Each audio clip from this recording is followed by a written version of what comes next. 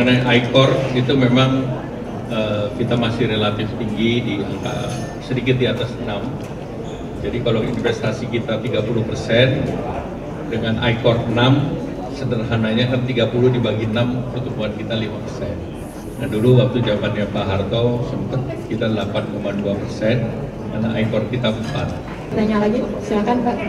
Pagi Pak, saya Feby dari CNN mau nanya soal kawasan ekonomi khusus, kan sudah ada 3 yang dilaporkan ke Pak Prabowo karena minim investasi. Itu kendalanya ada di mana sih Pak sehingga minim investasi? Kemudian untuk Giant Sea Wall udah ada investor yang akan masuk nggak Pak? Terima kasih Pak. Saya jawab dulu ya. Mengenai ICOR itu memang kita masih relatif tinggi di angka sedikit di atas 6. Jadi kalau investasi kita 30% dengan ICOR 6, sederhananya kan 30 dibagi 6, pertumbuhan kita 5%. Nah dulu waktu zamannya Pak Harto sempat kita 8,2%, karena ICOR kita 4. Nah apa yang membedakan ICOR itu adalah investasi itu harus nyambung dengan sektor produktif. Sehingga kalau kita bangun bendungan tentu saluran tersier, sekunder, primernya tersambung sehingga produksi pangan naik. Nah itu salah satu contoh penilaian. Demikian pula saat membangun bandara, kita tahu bandara Kertajati, bandara di Banyuwangi, jumlah pesawatnya, saya jawab yang nanya. Jumlah pesawatnya itu sedikit, karena pre-COVID jumlah pesawat kita 500, post-COVID tinggal 375, karena masalah korporat pada waktu itu, sehingga sekarang demandnya tinggi. Demikian pula katakanlah para wisata di Tanjung Kelayang. Kalau tidak ada pesawat langsung dari luar negeri ke Tanjung Kelayang dari regional minimal, itu turisme di sana akan terganggu. Kan orang nggak mungkin ke Jakarta dulu baru ke Bangka Belitung atau ke Palembang pun saat sekarang bukan menjadi pintu internasional. Sehingga ini akan mempersulit. Nah ini yang semua minta di bottlenecking oleh Pak Presiden, sehingga dengan demikian nanti investasi dan ICOR meningkat. Salah satu contoh lagi Pelabuhan Patimban dengan jalan tol yang Jawa di utara itu belum tersambung jalan tolnya, jadi masih masuk jalan lama yang di utara, sehingga belum maksimal juga. Lebih murah, lebih efisien itu ngirim barang kontainer dari Karawang kemudian Subang ke Tanjung Priuk atau Tanjung Perak karena tol atau Tanjung Mas. Sehingga ini harus kita selesaikan. Kalau ini selesai, pemerintah optimis ICOR kita akan meningkat. Dan ada ICOR yang juga tidak negara lain di bawah kita juga ada, tapi ini terus kita akan improve. Tadi pertanyaan kedua mengenai KIK, tadi saya sebut KIK yang menjadi perhatian Aceh, Tanjung Kelayang, kemudian Morotai, kemudian di Sulawesi Utara, baik itu Bitung maupun yang kawasan para wisata. Nah ini yang kita minta untuk sebagian besar itu Pemdanya ikut, dan Pemda ini biasanya capital call-nya itu terbatas. Nah ini yang kita ingin buka dengan pemerintahan pilkada yang selesai. Ini diharapkan revitalisasi investasi jalan, sehingga seperti KIK industri di Gresik atau KIK industri di Batang, kemudian seperti KIK di Kendal, itu seluruhnya investasinya berjalan. Demikian pula KIK digital di Batam yang kemarin sudah masuk dalam fase ekspansi. Jadi itulah yang diharapkan KIK kita bisa revitalisasi. Terima kasih, silakan Pak. Terima kasih. Sebetulnya dari 28 komunitas itu memang kita tentunya sudah akan terus melanjutkan yang sudah ada. Ya, seperti contohnya nikel kita ketahui bersama, karena cadangan kita ini sekarang 42% dari total cadangan dunia. Tapi yang kita lakukan di nikel ini kan baru kita bilang baru first step dari hilirisasi, ya kan. Jadi step-step berikutnya sampai itu menjadi suatu industri itu masih kita dorong lagi. Contohnya untuk menjadi membangun seluruh ekosistem dari EV battery sampai EV car. Nah itu yang akan kita dorong. Kita sudah bicara dengan beberapa investor luar negeri terutama, dan mereka sudah sudah ada yang berinvestasi di tahapan selanjutnya, dan kita juga sedang berinvestasi untuk sampai pada tahapan EV battery, dan harapannya juga sampai kepada electric car ya. Nah, itu sudah kita lanjutkan, dan untuk hilirisasi yang lengkap itu saja itu membutuhkan effort yang tidak sedikit gitu ya, baik dari segi pendanaan, dari segi teknologi, dari segi juga dari sumber daya manusia. Ini 3 PR ini yang memang kita juga melihat secara keseluruhan. Jadi harapannya pada saat mereka membangun hilirisasi di Indonesia, tidak hanya nilai tambah yang kita dapat, tetapi juga peningkatan dari sumber daya manusianya. Nah, itu yang kita siapkan juga bersama-sama, harapannya juga dengan investor yang masuk, itu yang pertama.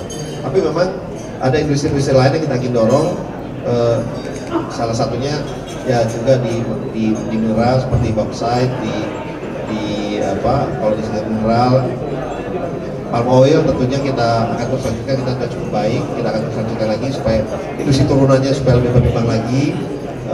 Kemudian dari segi kelautan ada rumput laut diantaranya, kemudian juga ada rajungan, ikan nila, dan jadi kita akan lihat mungkin 5-6 industri yang mungkin kita perlu prioritaskan, karena kita juga harus memastikan 3 hal itu, dari segi pendanaan, investor, teknologi, dan peningkatan sumber daya manusia itu juga kita ada dan siap.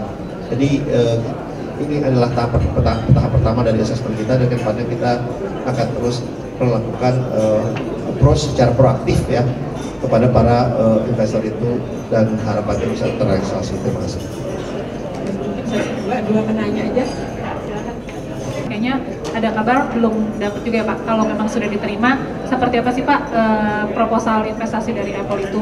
Kedua untuk Pak Erlang yang baju hijau. Terima kasih. Ini memang pembahasan kita sangat intens setiap hari ya dengan pihak Apple, karena perbedaan waktu. Kalau mereka malam kita tidur, mereka tidur kita malam. Dan sebenarnya mereka sudah menyampaikan kepada kami secara tertulis, tetapi memang baru melalui melalui WA-nya dulu poin-poinnya, karena poin-poin itu kita sudah sampaikan juga kepada Kementerian Perindustrian. Poin-poinnya sudah ada, bentuk investasi seperti apa, kemudian vendornya yang mereka akan bawa ke sini seperti apa, dan untuk investasinya pembelian juga sampai $1 miliar juga mereka sudah cantumkan. Nah, teknisnya kita sudah berikan kepada Kementerian Perindustrian. Nah, karena memang ini kita ada fine tuning juga, karena kita ketahui bersama kan mereka juga menginginkan adanya pada saat investasi ini untuk supaya ekosistemnya juga bisa berjalan di sini. Jadi ini udah tinggal fine tuning karena sudah tertulis mereka sudah berikan, tapi perlu ada pembahasan dengan kementerian terkait juga. Jadi kalau komentar itu tidak usah diragukan lagi karena mereka sudah memberikan secara detail, dan harapannya vendornya ini baru vendor pertama yang akan mereka bawa. Jadi masih ada vendor-vendor lain, karena dari satu iPhone 16 aja itu vendornya itu ada 320 vendor. Di kita itu baru satu, dan itu pun yang sangat-sangat kecil. Nah, ini vendor yang dibawa adalah vendor yang besar yang bisa menghasilkan penjualan minimum $1 miliar juga. Jadi kita sudah lay out sebetulnya ini bukan yang pertama saja vendor mereka bawa, jadi sudah ada pembahasan lain, dan mereka harapannya memang ini lebih kepada realisasi investasinya dari Kementerian Industri juga inginnya supaya realisasinya mulai bangunnya 2025, dan mereka mulai investasinya itu realisasinya 2026, itu hanya perbedaan waktu. Nah, sekarang sedang kita push ke sana untuk bisa realisasi 2025, tapi mereka sudah menyampaikan secara tulis kepada kami. Terima kasih. Komponennya ada namanya R, jadi komponen untuk yang di dalamnya saya nggak tahu di detail, sama komponen di luar untuk ya software-nya lah gitu. Saya mungkin detail ininya saya kurang paham. Itu jadi nilai investasinya sesuai dengan yang mereka sampaikan itu sampai dengan $1 miliar. Jadi satu mengenai Giant Sea Wall itu kita sedang melakukan studinya, sebagian besar sudah selesai. Kemudian kita akan bahas lebih detail mengenai fasenya. Nah, arahan Bapak Presiden fase pertama itu yang di sebelah barat, jadi dari Banten mungkin sampai ke Cirebon. dan kita akan mengembangkan itu berdasarkan public-private partnership. Kemarin sudah dibahas dengan China, dengan Jepang, dan juga dengan beberapa negara lain yang mereka cukup tertarik untuk pengembangan giant seawall. Dan dari pengalaman kita melihat bahwa beberapa negara yang melakukan itu antara lain Korea dan juga Belanda, sehingga mereka juga dilibatkan dalam studi ini. Sehingga tentu ini masih ke depan kita akan persiapkan. Kita kan sudah punya pengalaman dalam public-private partnership. Terus yang kedua terkait dengan PLN, itu kita menandatangani kerjasama untuk small modular reactor, dan itu mengenai feasibility study-nya. Jadi kalau sudah selesai feasibility study baru masuk dalam tahap berikut.